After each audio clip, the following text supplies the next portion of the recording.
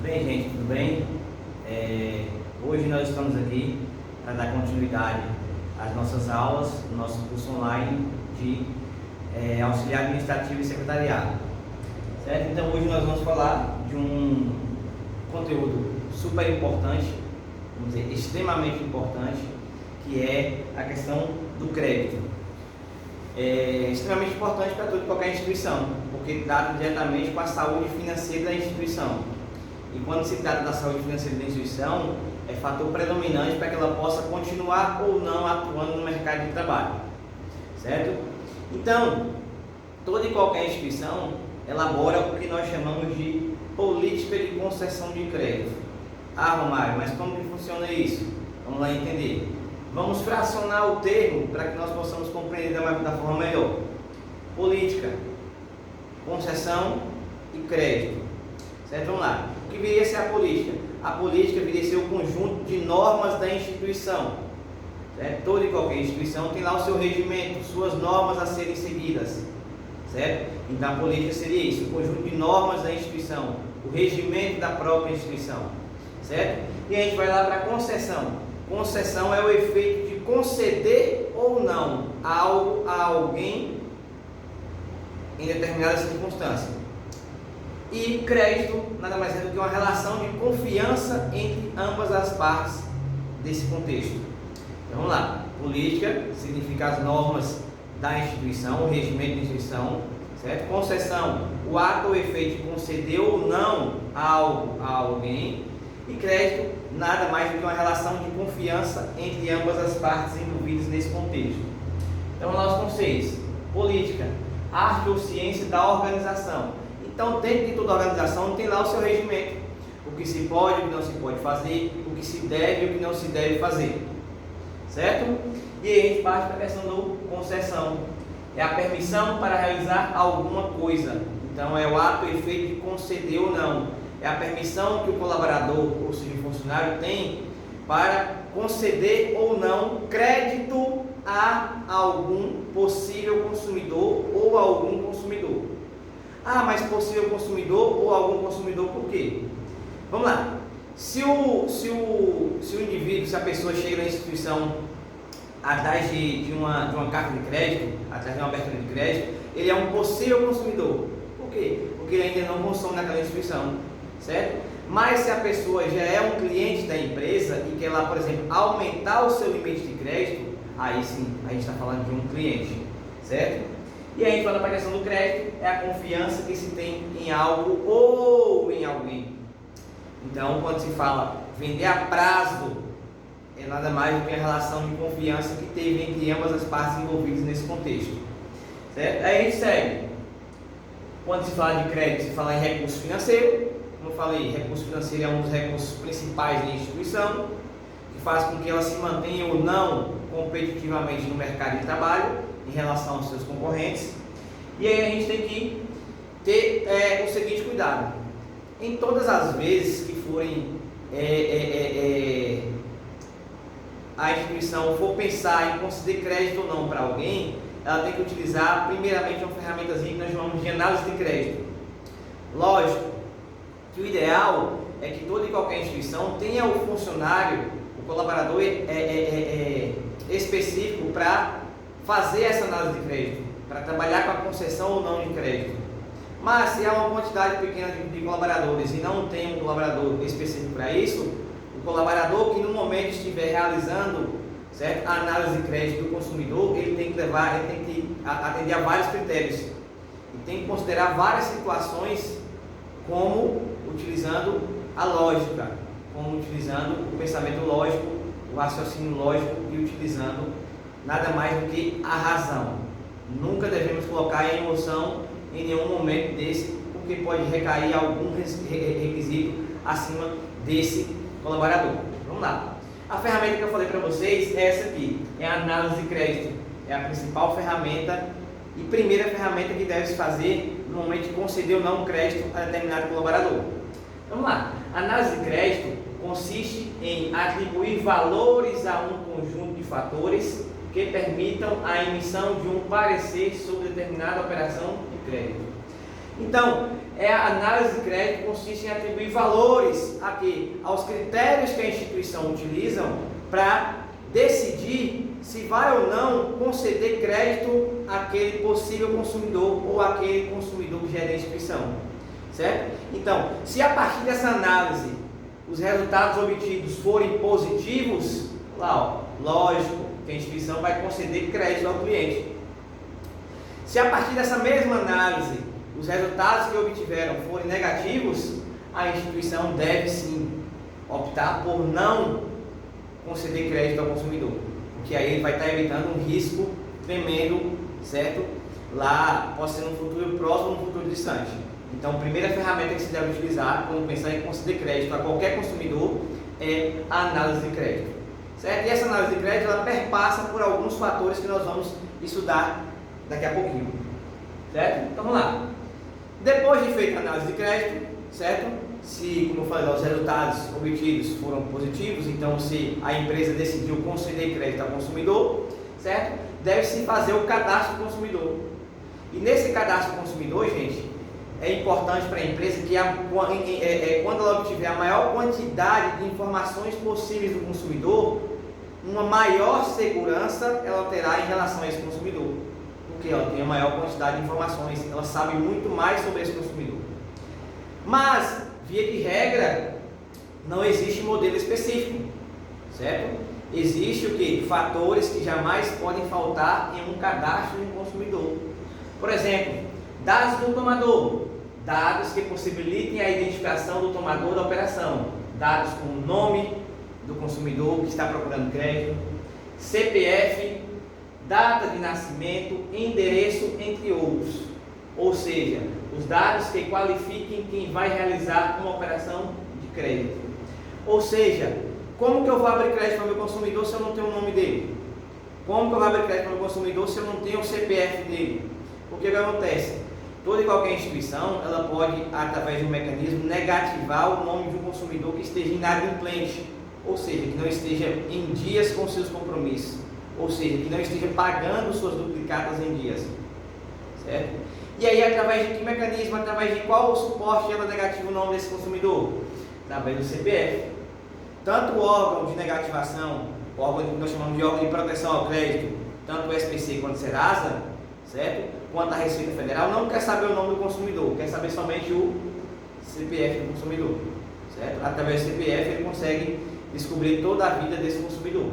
Então, os dados do tomador de crédito é aquela pessoa que foi procurar o crédito. Então, esses dados do tomador, eles são totalmente importantes e indispensáveis em qualquer ficha de cadastro do consumidor, certo? Dados do avalista. Gente, isso é uma questão até que nós podemos dizer que é o que está passado, que esse avalista era um indivíduo que existia há um bom tempo atrás. Ou seja, era um indivíduo que colocava o pescoço na forca por outro consumidor. Vamos supor, eu vou em uma instituição, eu ia em uma instituição, ano passado eu ia em uma instituição procurar crédito, e a instituição falava bem assim, mas eu quero que você traga comigo uma avalista. Aí eu ia lá atrás de outra pessoa, buscava, levava lá para uma avalista. O que significa dizer que essa pessoa é avalista? Essa pessoa está avalizando o meu crédito.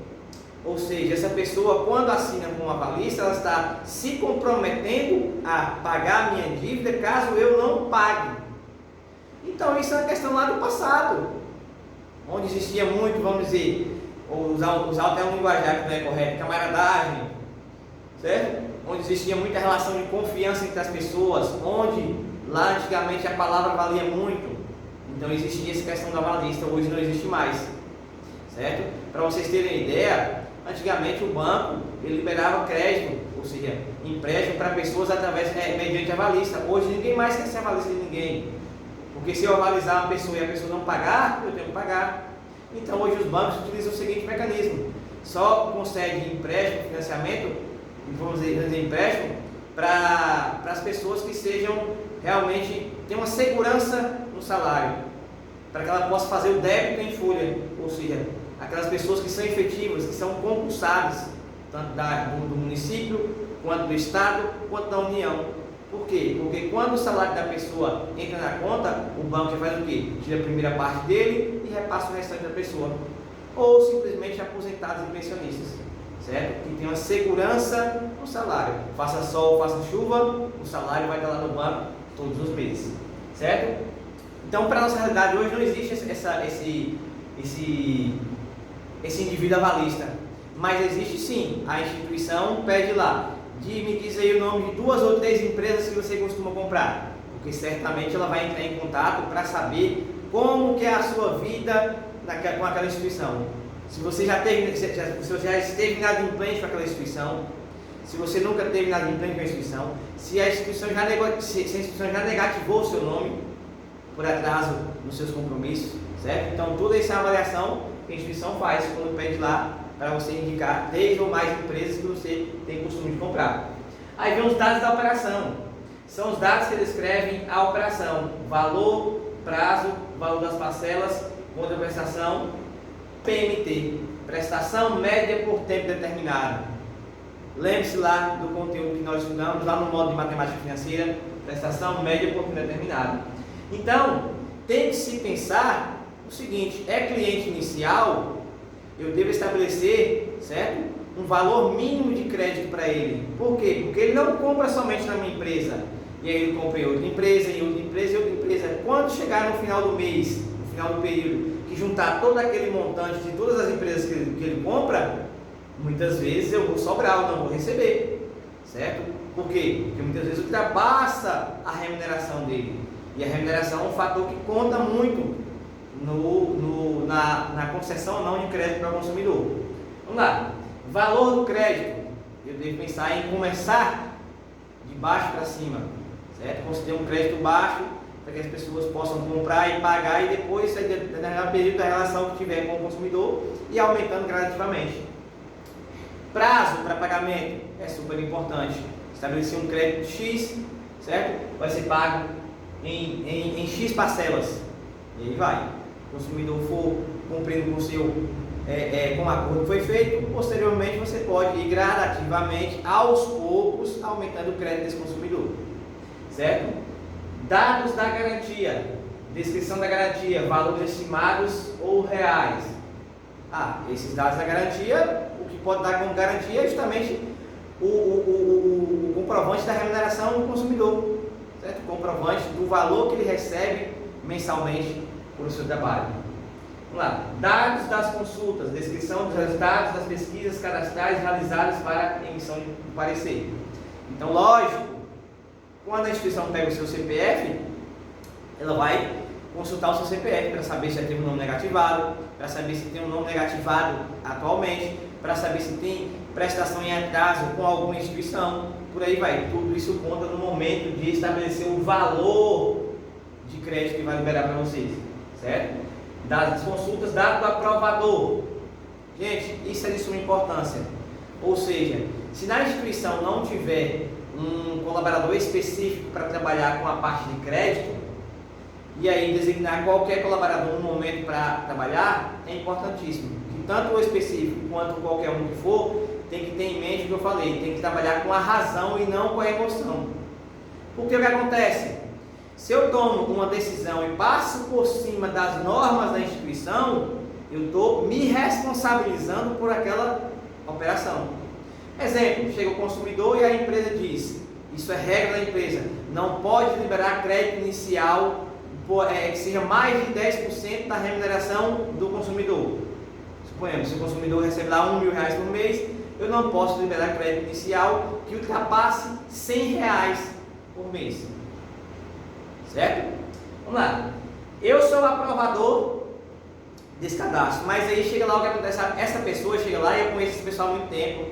Aí eu falo assim, mas fulano e tal é meu brother, não vai sujar com a empresa, vai cumprir em dias. E aí a empresa dizia para não liberar mais de 10%, eu liberar 30%, 40%. Certo? E aí vai que esse consumidor não honra o compromisso.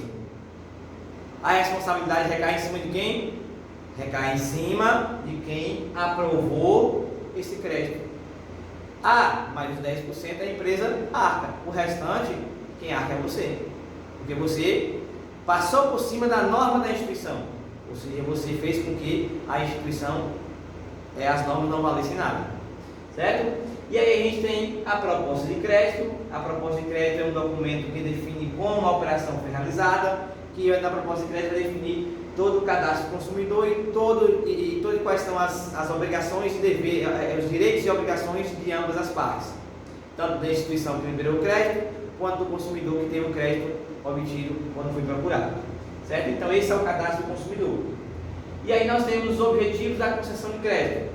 Estabelecer políticas para a concessão de crédito a clientes, pessoas físicas, ou seja, pessoas que têm CPF, que respondem pelo CPF, ou jurídicas, pessoas que respondem pelo CNPJ, Cadastro Nacional de Pessoa Jurídica.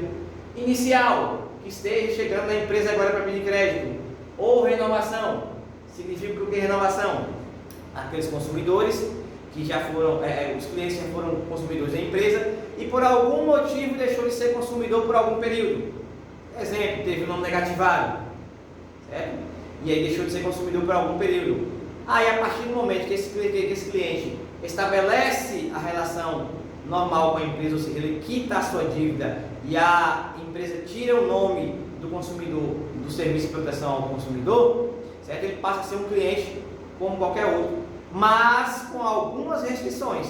Já teve o nome negativado, então aí você deve novamente rebaixar o crédito dele para que ele comece a remar tudo novamente. Isso é uma relação de segurança para a instituição.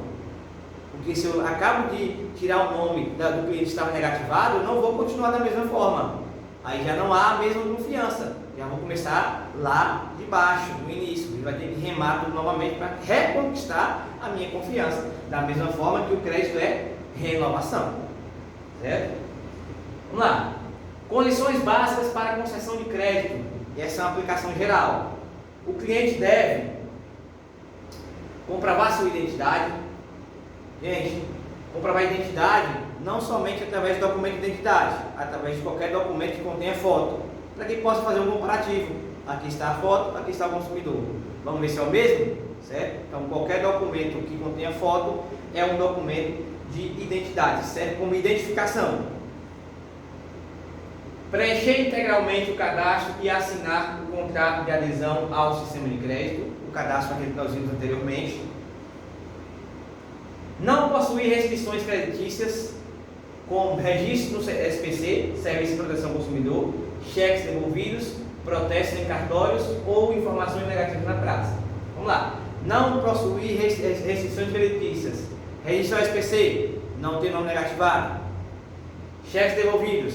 A gente viu lá na questão dos cheques que quando um cliente paga a empresa com um cheque, a empresa vai descontar o cheque e o cliente não tem dinheiro na conta, configura-se com um cheque sem fundo, o cheque é devolvido. Então essa informação do cliente que teve o cheque devolvido, ele vai lá para um banco de informações de cheques devolvidos. Então o nome dele consta lá. Protesto em cartório, ou seja, a empresa tentou receber que você pagou com cheque, tentou receber por todo o custo, mas não conseguiu, ela protestou o cheque em cartório. Porque o cheque é uma ordem de pagamento à vista e um título de crédito. Ou seja, pode ser contestado, ou seja, pode ser cobrado judicialmente, pode ser protestado em cartório. Ou informações negativas da praça, que é aquela questão, quando a empresa pede, me diz aí o nome de 3 ou 4 empresas que você costuma comprar. Ela vai entrar em contato para saber como é a relação sua com essas empresas. Se você tiver nome negativo na praça, já é um requisito que a empresa deve utilizar para não conceder crédito a você. Certo? Vamos lá, o cliente deve comprovar a estabilidade de residência. Isso é um fato importante, certo? Porque em um possível momento de cobrança, a instituição já sabe onde ir cobrar do consumidor. Agora, um consumidor que fica 2 meses em uma residência, 2 meses em outra, 2 meses em outra, a instituição não tem a segurança, porque não sabe onde encontrar esse consumidor para efetuar a cobrança. Comprovar a estabilidade de emprego. Essa estabilidade de emprego é uma estabilidade de pelo menos no mínimo 6 meses, que já passou o período de experiência, que aí, mesmo assim, ainda não é uma segurança total para a empresa, porque a gente sabe que iniciativa privada, o colaborador hoje está trabalhando, amanhã pode não estar. Mas existe essa questão de comprovar a estabilidade por conta da questão do período de experiência, que são os 3 primeiros meses, certo? Então esse é um fator importante. Comprovar renda, lógico. Ele comprovar renda não é através de falar, eu ganho X. Não, ele vai comprovar a renda através de um documento que comprova a sua renda. E nesse caso é o contra-cheque, também pode ser chamado de olerite, certo? Então, é através de documento, gente, não é através de palavra, certo? Observação: as iniciativas de concessão de crédito tomadas à revelia dessa norma, que resultem em prejuízo à empresa, serão de inteira responsabilidade do funcionário que concedeu o crédito. Olha aqui, ó, vou falar para vocês, mostrar para vocês, ó, dados do aprovador. Então, existe o colaborador da instituição que aprovou esse crédito. Então, quando esse colaborador toma alguma atitude que ultrapasse as normas da instituição e que essa atitude dele resultou em prejuízo à empresa, a responsabilidade será total e inteiramente desse colaborador. Por quê? Porque ele ultrapassou as normas da instituição. Ele fez algo que não era permitido na instituição. Então, nesse momento, ele assumiu todo o risco daquela operação. Entendido, gente? Então, isso é totalmente importante. Por isso que eu mencionei que nesse momento nós devemos colocar sempre a razão em primeiro lugar e nunca utilizar a emoção. Cliente que não tem crédito, não será concedido crédito ao cliente que se enquadrar nas situações a seguir: deixar de apresentar documentos que comprovam a sua identidade, não apresentou nenhum documento que comprova a identificação dele, nem carteira de identidade, nem CNH, nem carteira de trabalho, para o caso masculino, nem reservista, certo? Então, não apresentou nenhum documento que comprova a sua identidade, já é um indício de que não deve liberar crédito aí. Menor de 18 anos de idade, não emancipados. Se o consumidor é menor de 18 anos, ele não pode responder legalmente pelos seus atos. Mas está dizendo aqui não emancipados. O que acontece? Isso é um fator que acontece agora, está acontecendo muito. Exemplo: eu tenho um filho menor de idade, e aí esse meu filho mora em outro local, mora em outra cidade que não é a cidade que eu moro, certo? Seja por qual motivo, isso acontece muito agora por questão de estudo. As pessoas saem para estudar, ainda menores de idade, e aí os pais ficam em outro local. E aí os pais fazem a emancipação dos filhos. O que é emancipar? É elaborar um documento dizendo que a partir daquele momento, aquele menor de idade tem direito de agir e responder pelos seus próprios atos. Então isso é um documento que os pais estão transmitindo a responsabilidade para aquela pessoa. Então, se essa pessoa for menor de idade, mas for emancipado, então isso considera ela uma pessoa maior de idade, porque ela já pode responder pelos seus atos, certo? Esteja registrado no SPC, Serviço de Proteção ao Crédito, ou seja, esteja com o nome negativado, mas na nossa linguagem popular esteja com o nome sujo. Não será concedido crédito ao cliente que se enquadrar nas situações: possuir títulos protestados ou constantes no Cadastro Nacional de Emitentes de Cheques em Fundos, ou seja, pessoas que já têm o nome lá de cheques que foram devolvidos, cheques voluntários, cheques sem fundo, ou seja, pagou com cheque, quando a empresa foi ao banco descontar, não tinha recurso na sua conta, e aí o cheque não foi descontado, o cheque foi devolvido, considerado como cheque sem fundo, certo? Tem a prestação ou saldo em atraso na própria instituição, isso é fato, certo? Se tem prestação em atraso na minha instituição e quer comprar novamente, não é um indício para que eu não possa liberar crédito para ele. Então já tem prestação em atraso, e aí quer aumentar mais ainda o valor da sua prestação, quer aumentar mais ainda o seu débito, então isso complica muito, certo? Deve pensar nesse contexto. Sem residência fixa. Essa questão de sem residência fixa a gente nem leva muito em consideração, mas leva em consideração a questão de comprovar um tempo, uma determinada residência, certo? E comprovar que não troca de residência com tanta frequência, que isso é até uma segurança para a instituição no momento de efetuar uma possível cobrança. Certo? Aí a gente vai para a política de concessão de crédito. E a gente tem 5 dicas para desenvolver a política de concessão de crédito da sua empresa. Toda empresa que deseja avançar para o próximo nível precisa implementar uma política de concessão de crédito de qualidade, para ajudar a incentivar e pavimentar o caminho para o crescimento. Gente, uma coisa que é extremamente importante que deve se pensar. Nós vamos ver no nosso próximo conteúdo que é justamente cobrança. E que as cobranças, gente, elas dependem da política de crédito que eu estabeleço na minha instituição. Ou seja, se eu tenho uma política de crédito um pouco rígida, isso pode, não estou dizendo que vai acontecer, mas pode me transmitir uma maior segurança na frente no momento das cobranças.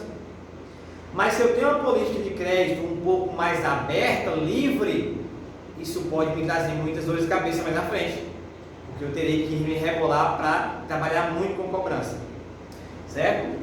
Porém, construir uma política dessas não é uma tarefa fácil, nem acontece da noite para o dia. São muitos fatores a se considerar. Será que os clientes serão inadimplentes? Como garantir que a sua empresa conseguirá atrair novos negócios e não sair do prejuízo ao conceder crédito no mercado? Então, como eu falei, não é uma tarefa fácil, não surge da noite para o dia, mas é uma tarefa que depende muito do regimento da instituição. Deve se pautar nas normas da instituição. E deve se pensar sempre o seguinte: quando eu vendo a prazo, eu não tenho a certeza, a segurança de que vou receber. Então, é um risco que eu corro, mas é um risco necessário. Que a gente vê hoje, quem não vende a prazo está praticamente fora do mercado de trabalho. Principalmente, gente, para a nossa realidade de interior. Que as pessoas se conhecem bastante, então estabelece muito aquela relação de confiança, estabelece muito a relação do crédito. Então isso nós devemos levar muito em consideração, mas não é regra geral. Cada instituição vai elaborar a sua política de acordo com o seu regimento, de acordo com as suas normas, aquilo que ela se propõe a fazer e também aquilo e também onde ela se propõe a chegar, que são os valores da instituição. Aí vem dica 1: faça um levantamento de dados. Não existe um manual de boa política de crédito que pode ser seguido à risca, como uma receita de bolo por todas as empresas. O que existe é um conhecimento comum de que uma boa política de crédito é construída sobre um levantamento completo de dados. O levantamento de dados que a gente faz justamente na questão da análise de crédito, levantar todos os dados do consumidor, do possível consumidor. Quanto maior a quantidade de informações que você tiver do seu consumidor, melhor para você. Então, essa questão do levantamento de dados perpassa por aí, certo? E a primeira parte, a parte da análise de crédito. 2. Utilize os 5 Cs do crédito na sua política. Como todo investimento, a política de crédito reúne um pouco de risco, claro, afinal a empresa está investindo o seu produto no mercado, certo? Para facilitar a aquisição de novos clientes e pavimentar seu crescimento. Uma das melhores regras para ajudar a avaliar o risco de um cliente é servir como base para a sua política de concessão, regra dos 5 Cs. Confira quais são esses 5 Cs do crédito. Vamos lá. 5 Cs do crédito são: número 1, caráter. Avaliação da intenção da empresa de cumprir ou não com o compromisso firmado com a sua companhia. Isso perpassa pelo regimento da instituição. Capacidade. A condição do cliente de produzir o dinheiro necessário para cumprir o compromisso. Capacidade financeira. A condição do cliente de produzir o dinheiro. Isso aqui perpassa lá pela comprovação da renda do consumidor. Como que ele consegue comprovar que ele tem condição suficiente de honrar o compromisso? Através da demonstração do seu comprovante de rendimentos. Capital, a atual saúde financeira do cliente. Como o cliente está atualmente, onde o cliente está devendo, quanto o cliente recebe, certo? Então, se ele recebe X, está devendo lá perto de X, então deve-se pensar que possivelmente ele possa correr o risco de ficar inadimplente com sua instituição. Condições: a situação macroeconômica do país e suas variáveis que podem afetar a empresa. Gente, isso é extremamente importante. Vamos pensar aqui nessas condições e fazer um comparativo com a inflação. O que significa dizer inflação? Significa dizer que o preço dos bens de consumo, ou seja, produtos e serviços, estão cada vez mais subindo. Estão cada vez mais subindo, o preço dos produtos e serviços estão cada vez mais subindo, ficando mais caros, certo? Enquanto isso, os salários dos consumidores continuam estagnados. Então há esse achatamento na condição de compra do consumidor, e isso faz com que diminua o potencial de compra do consumidor. Então isso deve ser levado em consideração, certo? A inflação é um fator que deve ser levado em consideração, certo? E vamos lá, colateral: o nível de engajamento do cliente em outras dívidas. Como o cliente atuou ou atua em outras dívidas. O cliente esteve lá em outras dívidas, tem outras dívidas, mas entrou em contato com a instituição para dizer o porquê que não vai conseguir cumprir com o compromisso naquela data, certo? O cliente não deu importância para aquele compromisso que já tem o prazo de validade findado, certo? Então isso é o efeito colateral, isso é engajamento, isso como eu posso dizer para vocês, isso é a intenção do cliente, isso é como o cliente se mostra o nível de preocupação dele com relação às dívidas que ele tem, os compromissos que ele tem com outras instituições, certo? Isso deve ser levado em consideração. E isso como é que a gente consegue descobrir? Quando fala lá, me diz 3 ou 4 empresas onde você costuma comprar, vai perguntar como que é o cliente para pagar. Às vezes ele não paga na data correta, mas ele entra em contato com a instituição ou vem a instituição dizer o porquê, qual o motivo de não estar cumprindo a data correta.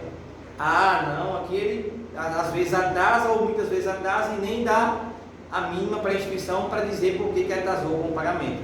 Então esse é o efeito colateral, certo? Esse é um dos 5 Cs do crédito, da política de crédito. 3. Monte um manual que sirva de base. O próximo passo para montar uma boa política de crédito é colocá-la no papel. Assim, ela servirá de guia para todos os funcionários da sua empresa, mesmo aqueles de filiais distantes ou que não participam do projeto de montagem da política. Se montou um projeto de política de crédito, ele deve ser certamente e obrigatoriamente distribuído para todos os funcionários da instituição. Ainda mais se a instituição não tiver um colaborador específico para trabalhar na concessão de crédito, certo? Então, se todos trabalham na concessão de crédito, todos devem ter acesso a esse manual de política de concessão de crédito que a empresa elaborou, certo? Para que não ocorra nenhum risco, para que no momento que o colaborador liberar crédito em um percentual maior do que a empresa permite,